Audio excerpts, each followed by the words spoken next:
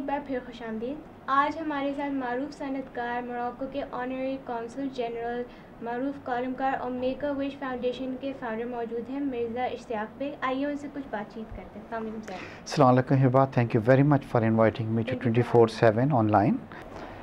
अच्छा, हम आपके बचपन के बारे में पूछेंगे और तालीम आपने कहाँ से हासिल की? हिबा, मेरे वालिदैन का ताल्लुक़ जो है जब 1947 में वो इंडिया से माइग्रेट हुए थे पाकिस्तान के अंदर जी।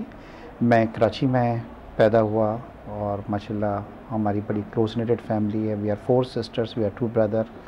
अख्तियार साहब से भी आप मिल चुकी हैं। इब्तदाई तालीम जो थी जी वो कराची में मैंने हासिल की और उसके बाद जी हायर एजुकेशन के लिए मैं अमेरिका गया और वहाँ से मैंने MBA की है, major in financing and marketing जी।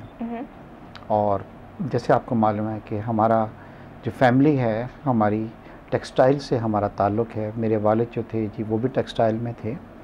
तो हमने जो अपनी एजुकेशन हासिल की उसमें हमें ये था कि एक दिन हमें टेक्सटाइल को लेके आगे बढ़ना है। तो जो हमने एजुकेशन अपनी हासिल की है उसकी यूटिलाइजेशन जो है वो हम अपनी इंडस्ट्री के अंदर कर रहे हैं जी इसका। सही। सर, आपके हॉबीज़ और इंटरेस्ट क्या हैं? देखिए, जब मैं पढ़ रहा था उस वक्त तो हिबा इन अ सेंस के somehow I am not too much into sports जी। बट टेबल टेनिस का मुझे एक वक्त में बड़ा शौक़ था और मैं कराची की टीम में भी था। फिर my sisters they were representing Pakistan also. तो table tennis that was one game जो हमारी फैमिली में था। बट समहाउ आई फील कि जिस तरह लोगों को क्रेज़ होता है क्रिकेट का, फुटबॉल का या किसी और चीज़ का, मुझे स्पोर्ट्स से इतना वो नहीं है। उसकी एक वजह ये भी है कि मैं स्पोर्ट को एक लग्जरी समझता हूँ, मतलब नॉट रिक्रिएशन के।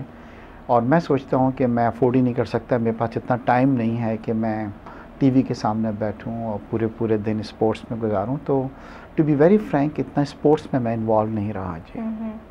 तो do you like to swim? हाँ जी, I love swimming. This is very good thing, I totally forgot about it कि मुझे वाटर स्पोर्ट्स बड़े पसंद हैं जी। I love what you call it beaches जी। मेरे घर में स्विमिंग पूल भी है जो हफ्ते में एक बार यूज़ होता है। अच्छा, मुझे वहाँ पे स्विमिंग से ज़्यादा जी I love like I have a hut at the hawks पे और मैं वहाँ पे जाता हूँ और वो जो एक सूथिंग आपको एटमॉस्फेयर मिलता है, एक आवाज़ जो आपको आती है। इसी तरह जब मैं स्विमिंग नहीं भी कर रहा हूँ कभी, when I am very tired I just sit near the swimming pool and look at the sound of the water, it relax me very much जी। तो I am a water person you can say कि swimming का और इन चीज़ों का जी मुझे शौक़ है जी। सही। आपने सियासत में आने का कब सोचा, क्यों? माई ब्रदर इज़ इनटू पॉलिटिक्स और मेरा ये हुआ कि मैं ये सोचता हूँ हमेशा कि फैमिली में एक ही आदमी पॉलिटिक्स में काफ़ी होता है। एंड तो my brother is into very active politics जी। माशाल्लाह उन्होंने नेशनल असम्बली के इलेक्शंस कॉन्टेस्ट किए हैं। He is a very active member of the PPP। और मेरा जी सियासत की तरफ इतना। But you're the honorary consul general of Morocco. What do you do in that field then? हाँ, but that is not a political post in a way. It's not a politics. You know, I will tell you one thing कि हमारा group जो है उसका business दुनिया के कई ममालिक में है। Like we have a business in Morocco जी, we have a business in Turkey and we have a business in Dubai also। होता ये है कि वो ममालिक जिनकी स्केलेटन एम्बेसी होती है, यानी कि not very big embassies and they don't have the consulates in different cities because they feel कि उनको इतनी ज़रूरत नहीं है। तो वो लोग जिनका कोई ताल्लुक़ मोरक्को से रहा होता है, जैसे I have a house in Morocco जी, I have lived there, I speak their language. और जो प्रेजेंट किंग है जी, he is a very good friend of mine. तो वो क्या करते हैं कि जी अपने ऑनरी कौंसल जनरल्स अपॉइंट करते हैं। तो ऑनरी कौंसल जनरल्स क्या होते हैं कि they are more like they are diplomats जी। मतलब हमें सिवाय सैलरी के अलावा जी we have all the benefits. Like my house is a consulate जी, I have a Moroccan flag on my house, I have a Moroccan flag on my car, I have all the privileges of a consul general. So it's more like a diplomatic and I represent Morocco in Pakistan जी। So I'm the honorary consul general। किसी आदमी को अगर Morocco visit करनी होती है तो वो हमारे पास आते हैं, वीज़े का हम उनको वीज़े देते हैं। इसी तरह कोई बिज़नेस डेलीगेशंस को हम लेके जाते हैं, मोरक्को से बिज़नेस डेलीगेशंस को लेके आते हैं। We are like more like a diplomat जी के जी। हाँ, make a wish foundation inaugurate किया, क्या इसके पीछे कॉन्सेप्ट था? हिबा, जैसे मैंने आपको बतलाया कि मैं टेक्सटाइल से मेरा ताल्लुक़ है, मैं बेसिकली एक सनअतकार हूँ, तो मेरी ट्रैवलिंग बहुत ज़्यादा रहती है, क्योंकि पाकिस्तान में आजकल ऐसा हो रहा है कि जो बायर्स हैं वो ज़्यादा पाकिस्तान की हालात को देखते हुए शायद पाकिस्तान में विज़िट नहीं करते, तो मुझे बहुत ज़्यादा ट्रैवल करना पड़ता है। तो एक बार while I was in USA, तो मुझे एक बिलबोर्ड नज़र आया जिस पे बच्चों की तस्वीर बनी थी, एक बच्चे की कैंसर की तस्वीर बनी थी, और उसके नीचे लिखा था कि हम इन बच्चों की ज़िंदगी में इजाफ़ा तो नहीं कर सकते, मगर इनके जो रिमेनिंग डेज़ हैं उनमें खुशी ज़रूर ला सकते हैं। और वेबसाइट थी, when I visited the website I was touched really, क्योंकि इसमें यह था कि मेक ए विश ये वो ऑर्गेनाइजेशन है कि वो बच्चे जो क्रिटिकली इल होते हैं या टर्मिनली इल होते हैं, उनकी जो भी लास्ट ख्वाहिश होती है जी ऑर्गेनाइजेशन पूरी करती है। Then I contacted this organization. They are into 50 countries of the world जी, and Pakistan is the first Muslim country जो इस इदारे का जी एफिलिएट मेंबर बना है।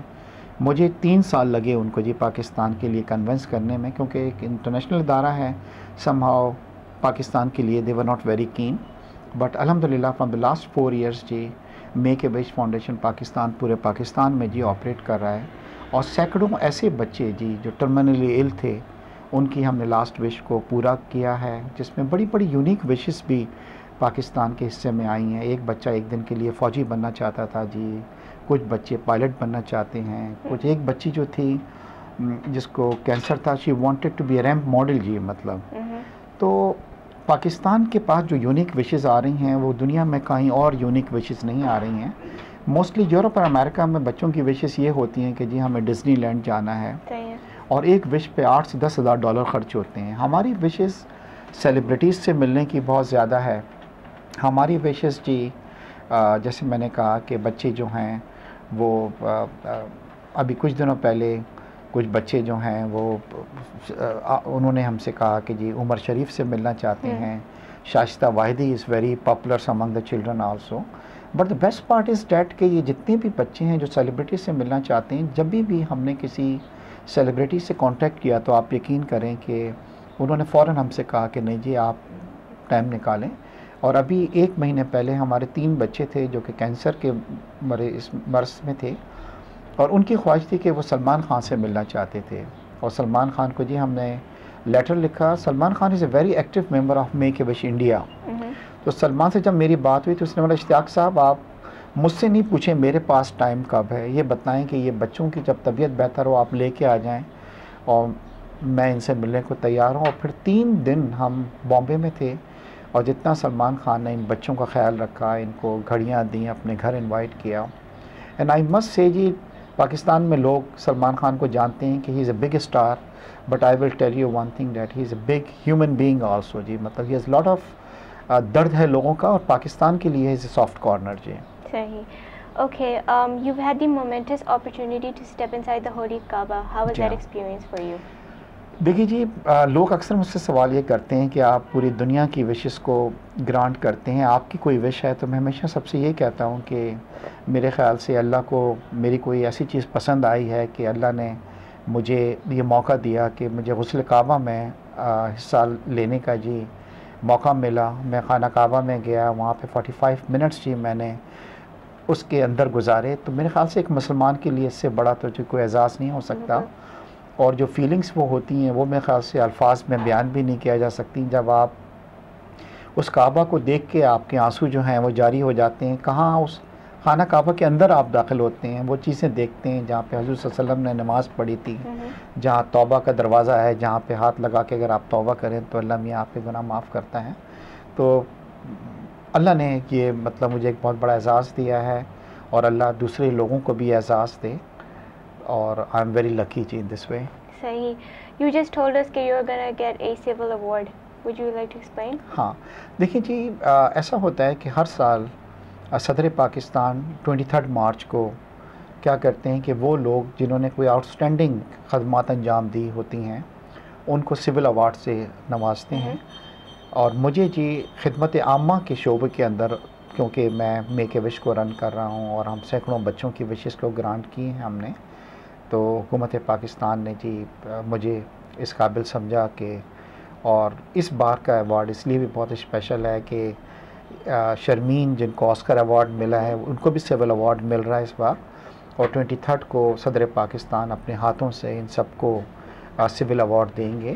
तो एक अच्छा ऑनर है जी, और इस ऑनर को मैं अपने लिए नहीं समझता हूँ, क्योंकि ये ऑनर मेरे इदारे के लिए और इसमें काम करने वाले वॉलंटियर्स के लिए, सबके लिए एक एहसास होगा जी। सही। How do you keep your life balanced, considering you are into business and you are a TV anchor person? Yeah. Hiba, to be very frank, my life is very busy life really. I mean, I get up early morning at 7 o'clock and I sleep around 1:30, 2 o'clock. So very few hours मुझे वो मिलती है। Even on Sunday जब पूरा Pakistan rest कर रहा होता है, मैं जी क्योंकि कॉलम लिखता हूँ, तो that is the only day where means I give time to my columns.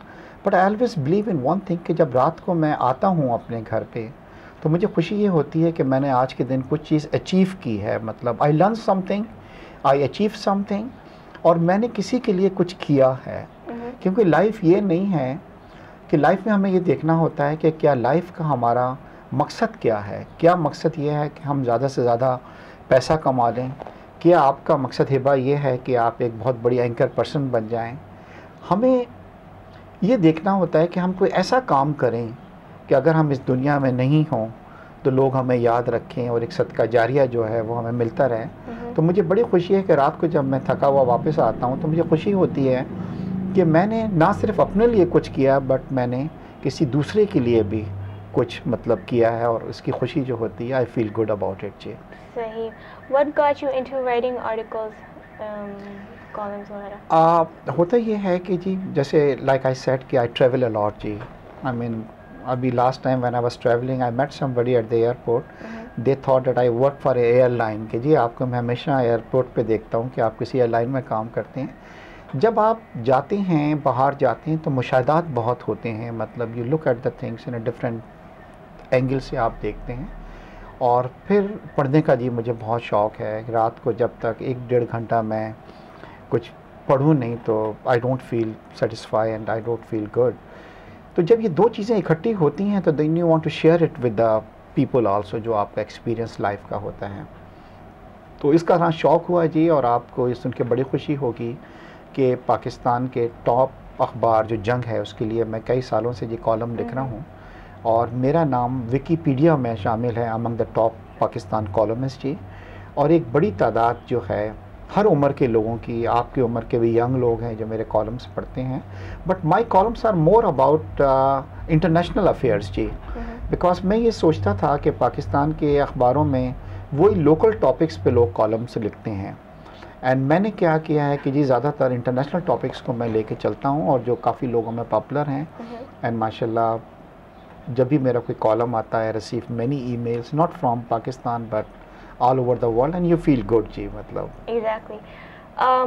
What is your most dearest job, considering you're into business, you're the honorary consul general, columnar, industrialist? Hiba, you have asked me very good questions. I mean, देखिए industrialist हूँ तो I am doing it my self because this is my, मतलब मेरा पेशा है इससे। और इन तमाम चीज़ों में honorary consul general I am doing it from Morocco because I am representing them in Pakistan. But मुझे सबसे डेयर जो मेरे हार्ट से जो है वो मेक ए विश फाउंडेशन है, बिकॉज ये दूसरों के लिए मैं रन कर रहा हूँ। लाइक आई सेड कि हमें ये नहीं सोचना चाहिए कि जी हुकूमत जो है वो ही तमाम काम करेगी। अगर एक अच्छे शहरी होने के नतीजे में हम किसी के थोड़ा सा भी खुशी एक दे सकते हैं तो हमें खुशी होगी। इस वक्त देखें पाकिस्तान में बहुत ज़्यादा अंधेरे छाए हुए हैं, मायूसी के अंधेरे हैं यहाँ पे, और ये मायूसी के अंधेरों में कमी जब भी हो सकती है कि जब मैं, आप, हम सब मिल के अपने हिस्से की एक अगर हम शमा जलाएंगे तो ही इन अंधेरों में जो है मतलब कमी आ सकती है। सही। Your message to our youth? हाँ देखिए जी, यूथ को मैसेज देने से पहले मैं एक छोटा सा आपको किस्सा सुनाना चाहता हूँ ताकि लोग हमारे आज के सेशन से कुछ सीखें। कि एक चाइना में जी एक बच्चा था कि सुबह जब वो वॉक करने समंदर के साइड पे गया तो उसने देखा कि हज़ारों बल्कि लाखों मछलियाँ छोटी जो थीं, रात को पानी में बहुत तेज़ी थी तो वो किनारे पे आके तड़प रही थी। और उसने क्या किया कि देखा कुछ तड़पती हुई मछलियों को पकड़ के उसने दोबारा समुंदर में डालना शुरू कर दिया।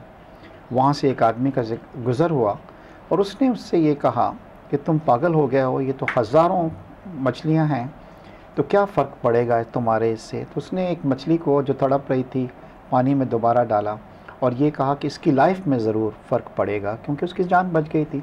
सिमिलरली जब मैं मेक ए विश हम रन कर रहे हैं तो इसमें सैकड़ों वॉलंटियर्स भी इन्वॉल्व हैं और हम पूरे पाकिस्तान की तो विशेस को पूरा नहीं कर सकते, मगर जो बच्चे हम इनसे इन टच होते हैं उनके चेहरे पे खुशी लाते हैं तो ये एक बहुत बड़ा हमारे लिए सेटिस्फेक्शन होती है, हमें खुशी मिलती है। और यही मेरा मैसेज सबके लिए है कि अपने हिस्से की शमा ज़रूर जलाएं। जब हम हर कोई आदमी पाकिस्तान का अपने हिस्से का एक शमा जलाएगा तो अंधेरों में कमी ज़रूर आएगी। जी शुक्रिया सर, माय प्लेजर आपके आने का।